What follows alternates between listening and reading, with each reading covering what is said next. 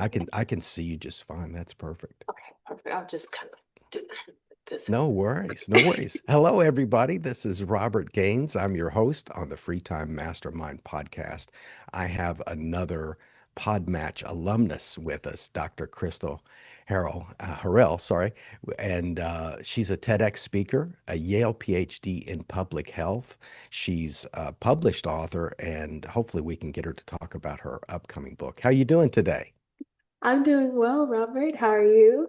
Good, good. I really enjoyed your TEDx speech, and the thing that I took away from it is something that I need to learn is that you don't always need to know the exact destination before you get started, and that's what I took from it. What First of all, the big question that a lot of people are going to want to know, so we're going to give them a good tidbit right off the bat. How in the world do you get to be a TEDx speaker? You apply.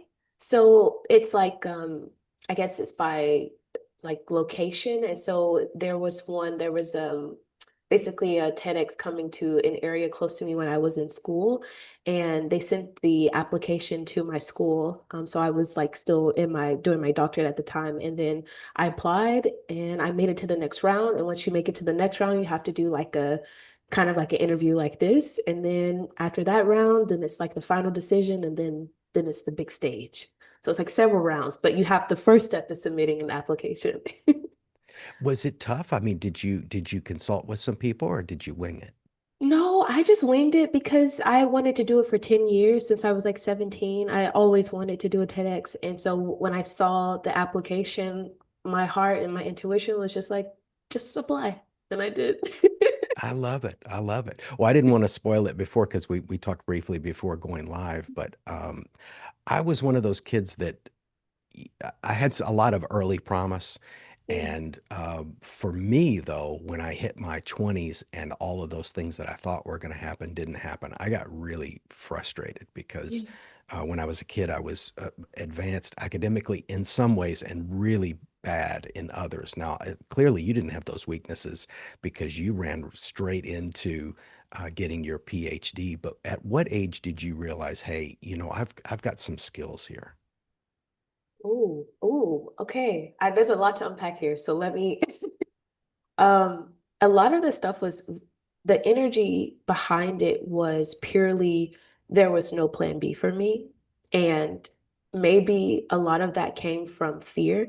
I came from a very disadvantaged background. So I would say that was like my biggest weakness. So I'm one of 10, so I'm the seventh born. I was raised in public housing. I lost a father to cancer when I was 11. I dealt with anxiety, PTSD, undiagnosed for many years. I recently finally got a diagnosis, and a lot of stuff started to make sense. So there were a lot of things internally that I was carrying through this journey. Um, but I just always knew that I had something in me that was greater than what I was facing. And that if I didn't try, then the answer would be no. So I kind of used that energy of like, there's no plan B for me. This is the only way. And it cost me a lot when it comes to my mental health and my connections and my relationships. But I also got to see that I can do hard things. There's so much more in that. I feel like we would probably need longer to unpack, but I didn't have a plan B. I was desperate. Was there any pressure other than so let's just say that was the pressure of the circumstances. And I Yes. didn't get any peer pressure as a kid. I remember I was the fourth of and the three kids were prior to me were really wild. And here I Yeah. came and I was relatively calm. Yeah. And so the bar for me was I remember mom and dad basically saying, just don't go to jail. So that was how high my bar was. And when we Mhm. talk about poverty and people say, well, yeah, I said, yeah, it was rural Kentucky poverty. The house Right. two doors down, the outside walls were tar paper, to give you an idea how Yeah. that's, I mean, it's almost developing Yeah. world poor and similar to kind of the environment of public housing. So did you look around in that environment and say, I think I'm going to be part of something different? Yeah, I just always knew. I think you and I were talking about it before, but when you just have a knowing of like where you're going to be, and when you know a certain environment doesn't reflect your higher self or your highest possible experience in life, that was I was very aware as a child. Like I was very sensitive, cried easily, very colorful internal world. Always, I just knew things, and I would try to express it, but it would come out strange. I would get strange looks. My dad was the only one that kind of fostered that natural curiosity and creativity. And so he was just always that beacon for me that was like, education is something no one can take away from you. And so when he died, I saw education as that ticket out of poverty. And so that was kind of that vehicle to get me out of that situation. There was no other way. So I think hopefully that answers your question, but I just knew that this wasn't my reality. That makes a lot of sense. Well, the part that caught my attention is Mm. I watch a lot of videos Yeah. before interviewing somebody, so I try to get a, and I think that gives me an advantage over other podcasters because you've got a great channel where you talk personally about some of your challenges. So I got a Mm. sense of that, but also too, Crystal, you're very artistic, and and I ran an art gallery, so and a recording studio, so I've been steeped in the industry, and because I'm very left brain, Mm. my thing is get the bag. That's what my specialty is. And I like to help artists get the bag. That's because that's the part I do. They figure out how to create magical things that I could never do. And then I help them monetize. So that's part of my mission in life. But what struck me as unusual is you went through this very rigid academic path, ROTC and Yale, but yet you're also, it seems like to me, an artist at heart. So how Mm. did you, as an artistic person, navigate this highly structured environment? That was what I was thinking when I was watching your channel. I was like, whoa, how did she do this? Oh my gosh, Robert, I love this question so much because I wanted to be an artist since I was 5. Norman Rockwell was my favorite artist. And when my dad would take us to the library, I would always go to the art section and I would pull out he had like this big book that had all of like his paintings in it. And I just remember looking at it and thinking, how can you create life with color? And I was like, this is what I want to do. I want to create art that has life in it. And I want people to feel what I feel now, which was like wonder and joy. And so the artist in me was very suppressed in those environments, which I feel contributed to a lot of the internal challenges I was dealing with. But during this season of my life, especially since graduation, she's coming back online. In fact, if I could show you my vision board, the name of it is The Artist. So I'm integrating the artist now and the scientist, and I'm allowing both versions of myself to coexist and to create a reality beyond my wildest dreams. And so when you said that I'm extremely artistic, I felt seen, like my inner child felt like this joy. And I appreciate that, but it's something I'm actively learning to do after years and years of suppression. I love art, I love creation, and I use that vision to to get me where I am today. But now I want to lead with more of that energy instead of the fear-based, desperate energy I use to do all those things, which I don't take away from. But I had to give up so much of myself while doing that. And I don't want to do that. So I'm choosing differently. Fantastic. Well, I'll say that your presence was very much like when I was in the presence of those visual artists. I ran a gallery in San Antonio, and I worked with photographers, even people in the theater, but mostly my venue was, oil paintings and traditional, what we would call visual arts. But yeah, you gave off, especially your YouTube channel. I was like, yeah, she's got that. She's got this really Oh, strong artist vibe. So I that's cry why. easily, so don't do this. Oh no, no. Well, that's why I wanted to get you on. And you notice, and I'm very open about what I say privately because I try to say privately what I would say publicly. And I said to you when I pitched you on Podmatch, I said, I want to know what you're going to do. I want to know what your future plans were because I had smelled this pivot coming. And I was like, she hasn't even gotten started yet. And I'm going to be the first one to find out what's going to happen next. So what's going Oh, to happen next? I'm so excited, Rob. Like, I don't think you understand how my inner child is like jumping for joy right now in my heart. I don't want this to sound bold. I really just want it to sound grounded, but I am building the empire that my little self always felt within her. I'm becoming the woman that is capable of holding great, um, deep, I would say, experiences, great presence, because I always experienced love through presence. My dad was a very present father. And I always felt connected with him because when I was speaking with him, even though I was so young, I could see that he saw me. I want to bring that to life. And I want to share that experience, that love that was shared with me through more people. And so even though I've struggled with visibility and being seen, that's something I'm actively working through because I know my light was meant to be on a platform, a big platform. And I don't know what that looks like. I just know what it feels like in my Sure. body. And I don't know, I just really believe that there's something that I have to share with the world. And it's scary, but I know that if I live my life and I don't try, I'll regret it. I'll regret never trying. When you resist your destiny, all kinds of negative things will visit upon your life. And I've had recently, I got, unfortunately, I'm very hard headed. So when I have to learn, it's bad. I had to go through probably two of some of the worst things I've ever experienced let's say in the last, I'm looking at the calendar trying to verify because I always want to be accurate. In the last 12 months, I had two of some of the worst things that have ever happened to me. Oh, But it was because and I'm not sad about it because I know why it came because yeah. I was resisting what I should be doing. And of course, the psychology of that too, when you feel that you're not doing what you're supposed to do. So some of that too comes from my mother, and she really impressed upon me about, I would say the phrase she probably said to me the most, because she was pregnant out of wedlock at 13 in the 1950s. And for people watching, it's probably hard to understand just how bad of a situation that was. I mean, that was bad even back then, and even worse, really.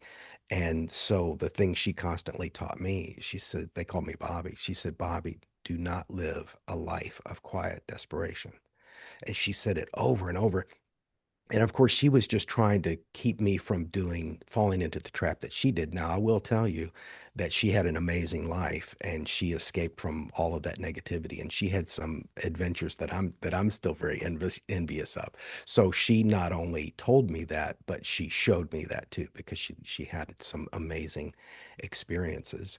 So I will say though, right before this interview, I was listening to a book where they mentioned another book called The Gap and the Gain, Mm. and we get caught up looking at the horizon that's very far away. It's very intimidating and it feels like a journey of 1,000 miles. Well, this book reminds you to look backwards. So let me remind you that as an artist, when you got on stage at TEDx, that's performance art.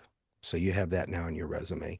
You're a published author, which is a work of art. So you're already an artist in every sense. So what happens next? Is it a book number two? Because I know you were teasing that in one of your videos. Yeah. Oh, this will be number three. Number Um, three, look mm, out. I my can't my even keep second up. book.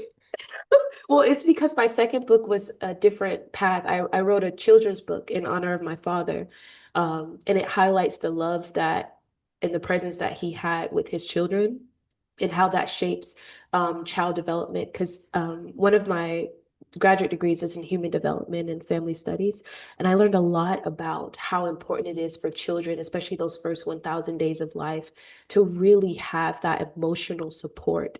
And I don't think my dad, my dad never went to college or anything like this, but he was a huge reader. As you can see, I'm growing my personal library because he used to have a huge one, and I was fascinated by his ability to read and to retain information. And I thought he was the smartest man in the world. And I love that about him. And so I guess when I wrote that book, I didn't really broadcast it because it wasn't for necessarily to be marketed. It was for my dad. And so I don't really talk a lot about it, but I do have a children's book. And so this book is my third book. And I wrote it during this time. I went through this huge tower moment after graduation. I lost my apartment, I lost my car. Well, I sold my car to travel the world, so when I came back, I didn't have a car. I was sleeping on the floor of my sister, in my niece's bedroom. I was broken. My identity crumbled from being this Ivy League graduate student to now being someone that had nothing. And I had to face my shadow self and really look at where my identity was tied. And I had to come face to face with the fact that I was suppressing my artist. And with that came the suppression of my inner child and that natural joy that I felt as a child.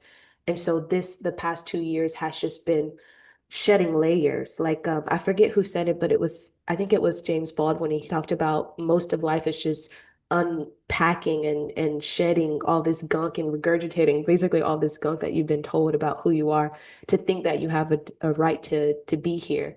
And that's what I've been going through. And so I've been writing a book during that time because every book I've written was in retrospect, but this one is like I'm writing this in real time. So that's what this book is about. Transformation is the heart of Well, it. I love it. You mentioned two heavy hitters there. Well, Yeah. through reference, Carl Jung and The Shadow, Yeah. which I didn't know anything about until a couple years ago. Okay. I think it was my exposure to The Tools, and I apologize, I can't think of that doctor's name, but he's Mm, been really hot the last 10 years or so, even though he's moving into retirement. But he does a lot mm, of shadow work through Carl Jung, and of course the great James Baldwin. I will sometimes sit and get on YouTube and just watch a series of his stuff. And I oh, hate to say it, that part of the reason why I do that is because I really wish we had modern voices me that were too. that brilliant and succinct. And so I have these dual feelings when I watch his stuff. I think, one, I just admire not only his passion, the way he communicates. I mean, he's firing on all cylinders. And I think, boy, where's the next James Baldwin or Janetta Baldwin or give me somebody, And so I'm in a different phase than you, Dr. Crystal. I'm in the phase of my life where I want to try to push the next person into that because I've had my time in the sun. And so now I'd like to see, yeah, we need to leave a legacy and get the next generation or maybe two generations down, get them out there and get their word. So that's why I started to move into publishing because I'd like to get people that had never thought of writing a book or publishing a book and getting their voices out there. Now, your book is the new one. Is it Butterflies Everywhere? And can you tell us a little bit about it? Yeah, so the subtitle is Turning Difficult Transitions into Beautiful Transformations. And it goes a lot into the shadow work because I don't know if people really know this. I didn't know this before writing the book, but in order for the caterpillar to become the butterfly, it must completely break down. And I forget the name of it, but I like to call it caterpillar soup because it becomes this goo-like substance. But the DNA for the butterfly, if you were to, take a sample of that, the DNA of the butterfly is already within that goop. So it's like the caterpillar really undergoes the most. I think nature holds a lot of wisdom, and the wisdom of the transformation of the butterfly is, for me, one of the most sacred when you're looking at self-transformation or soul alchemy, as I'm calling it. And so that's what the process is about. It's kind of like let me hold your hand and walk you through something that is quite natural, but is not very much it's not talked about in a way that I feel most people would love to hear it. I mean, there's shadow work and we have so many scholars, but this book is a case study of what that looks like in real time. And And since this you've written, age. oh, I'm sorry, go ahead. No, I was just saying like in this modern age. Now, as an already experienced and published writer, do you Mm, set, because I want to know a little bit about your process because we get a yeah. lot of authors and wannabe authors on the channel because I talk a lot about that on LinkedIn, like get your book out there, get your, Yeah. because when it establishes it does so many, a book can do so many things and it can even exercise demons, like Oh if you yeah. have things in your past you want to get out. And I tell people don't use your platform to grind old axes, and I've been guilty of that. Mhm. But like if you read the first edition of the book and the second edition of the book, there was a little bit of axe grinding in the first book, and then when I did the second edition, I got rid of that because ultimately I was the person that needed to change, not the people I was trying to grind the axe with. So do you set yourself a number of hours per day to write a word count or through the process of writing that book? How did you structure that time? Because as an artist, I'm sure you have quite different process than I do. Well, it's interesting because I'm kind of like a channel writer. Like I write and I kind of get myself out of the way, like my conscious mind, and I just allow words to flow. And when that channel stops, then I stop. So every day to write the first book crystal clear, I woke up before the sun. I went in my closet. I created kind of this area, I don't know, like a sacred closet area when I put some lights inside of it, Christmas lights.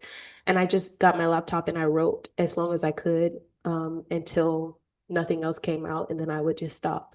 And so it took me 7 days to get the first draft done of that book. That's fast. That's very fast. But you Well, use it was some my life. techniques. Yeah, yeah, you knew that story. You knew how it Yeah. ended. You knew how it started. Yeah. Well, you did a couple of things right there in the Mm, process of writing that book that I suggested in my book, Scintilla, because my book is about how to come up with ideas. Where do ideas come from, and how can you mm, come up? Like if somebody's working in a cubicle and they've been there for 15 years and they're like, I got to escape from this place. I got to start my own business, but I have no idea what to do.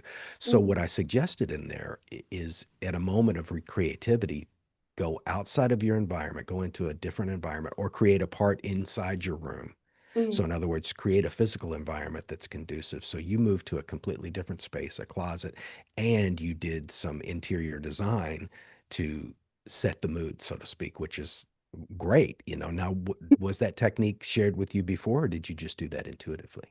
it was done intuitively. That's the difference between artists like you and maybe logicians, behaviorists. I have Mm, a dedication to the scientific method. I have to read it. I have to be told it. I don't have mm, that level of it. I have intuition now because of knowledge, but I would never mm. reflexively do something like that. So that's great. You've got those great artistic instincts. So let's lean back into the art for a moment. Yeah. Do you know what particular, if you could do any form of art, it doesn't matter. I'm not talking about what your skill level is now. Would Yeah. it be singing, acting, a musician, if it could be anything? Robert, this is a hard question because, oh, can you hear me? You're still with Okay, us, yeah. perfect. This is a hard question because there's so many things that I love doing. Um, but where I am right now, song it's coming out. So I have about 27 songs that I've written or started during this transformation. And I've never sang before, and I never written songs before. I've always been good at writing. I've always loved writing, but writing music feels different because I want to sing it. And that requires so much vulnerability to sing on the stage. And it's the scariest form of art that I can think of for myself, but it's the one that my heart is being called toward the most right now. And I don't have any like professional training. I used to sing growing up in church and stuff, and my dad loved the sound of my voice, but it's not like a Whitney Houston or anything like that. So I'm always comparing my voice, which is not good as an artist. I know this, but it's my brain still does it. So I think who would want to listen to my voice when you have these incredible voices already present? And so I hope that answers your question, but Sure, yeah, yeah. I was thinking about because everybody says Whitney, and who doesn't love Whitney? yeah. I'm a big fan of Anita Baker, Oh, and she's so good. I love her too. she does some things with her voice. And again, I had a studio, so I'm trying to listen to. Okay, she's changing the chord here, and here she's adding vibrato in a strange place. Although she has an amazing voice, she's also doing some amazing things with her voice. And I've Yeah. heard other singers in particular who may not have great range, or they might not have great sustain, but they're playing to their strengths. Yeah. And so I think inside of that, inside of what, because there's things that your voice will naturally do that even other people that are, let's say, signed artists, that their voice won't do. Some people have this. I like singers with naturally slow vibrato because it's very Mm, rare. It's unusual. Willie Nelson has it, and I know he's a much older guy, but when he does vibrato, it's strange. It's about half speed. Most people do, and it just mm. catches your ear the right way. So I'm sure there's some very interesting things, some characteristics about your voice that if you leaned in, I think it would really wow people. So is any of that? I didn't see any singing on your YouTube channel. Is No, that that's why. Because I'm when? scared. Yeah, Because I'm now terrified. that's funny. Well, I'm sure there's great mentors in your area. Um, So like the voices that I gravitate towards the most. So my dad also was a musician. He played guitar and he had a Oh, vinyl record, which I have some of it, not all of it, but it's like on the lower shelf. And a lot of it is like jazz music. And my voice when I sing comes out like that, like Amy Winehouse. Like I feel more comfortable in the lower ranges and it kind of just has that natural kind of like jazzy thing to it, but no one sings like that today. So like I always feel like I would have been like really popular back in the 40s and 50s. Well, I think it might be timely because the thing that I would say to musicians when they came into the studio is, as I would say, because it was mostly guys. It was during the grunge era, which I did. I was an old '80s guy, so I liked rock. And these Yeah. grunge guys would come in. They wouldn't do guitar solos. They kind of looked down on anything that was popular in the Mm, '80s, and they would want to sound like, at that time they wanted to sound like Soundgarden or Alice in Chains. And I said, guys, if you do what everybody else is doing, you're not going to pop out. You have to do. So I would have them do like multi-part harmonies and yeah. stuff that they would never, they were like, we're not that kind of band. I'm like, look, trust me. And then once I said, look, this was the beginning of digital. So I Mm, said, look, I can just take this out, and I'd click a button and the multi-part harmonies would go off. But that's more cool. often than not, they would say, "Yeah, yeah, leave that keyboard's actually cool," because some of those bands didn't like keyboards.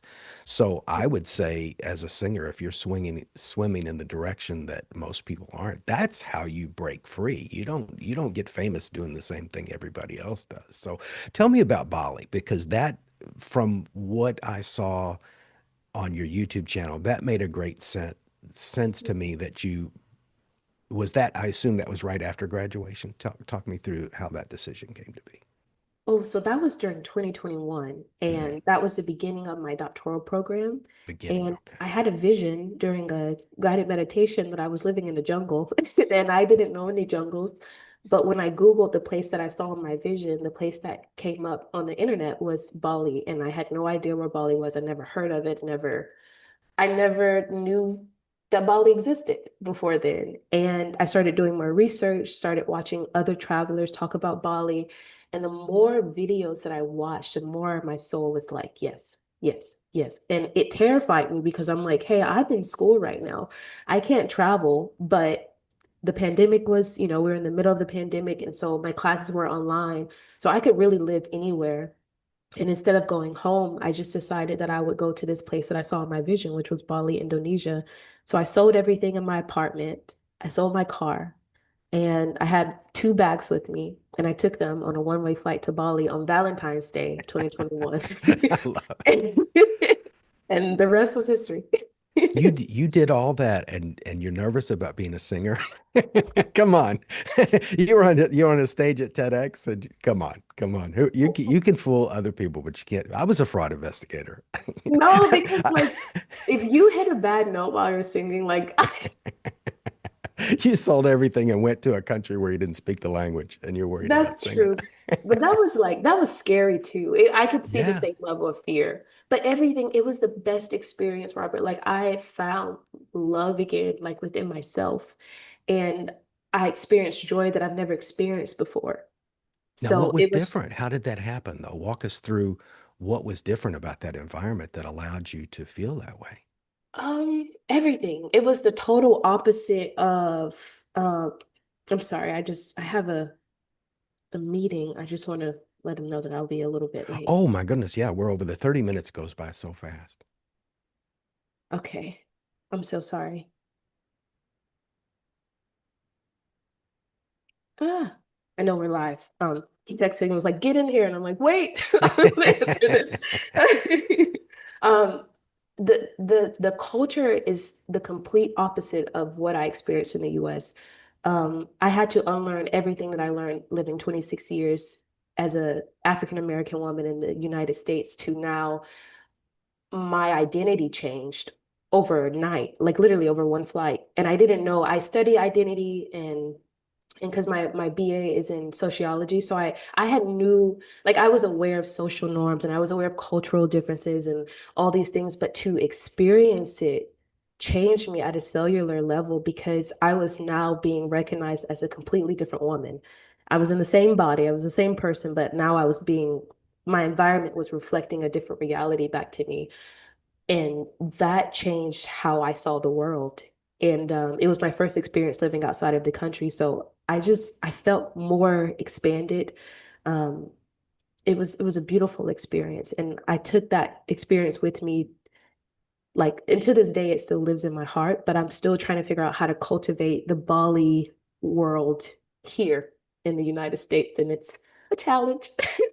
Well, I love getting off a plane and going somewhere and you're a blank page. And it's Yeah, just how there's no expectations. And so I assume not only did you sell all of your belongings, a lot of weight. You yeah. left a lot of weight behind. You Mhm. you traveled light and you arrived light and you experienced that lightness. And then you had to come back and, how can I, create an environment where I continue to feel that way. So that makes sense. I mean, you can always go back, but being able to maximize your experience here is great. And I apologize in the wrap up. I wanted to Okay. ask you, um, to those young girls now that are in public housing, the Mm. younger version of you out there who has aspirations that want to break free. What is your message to your younger self and those young women out there? Hold the vision. You have to see yourself in the places that you know you're worthy of being in. The vision is what drives the action, the beliefs, and everything. Like how you see yourself operating in the world will manifest, it will find you. But the vision is the first key. You have to see it in detail. That's what I would tell them. And how can they connect with you? I see you've Yeah. got, is it CRYSTAL,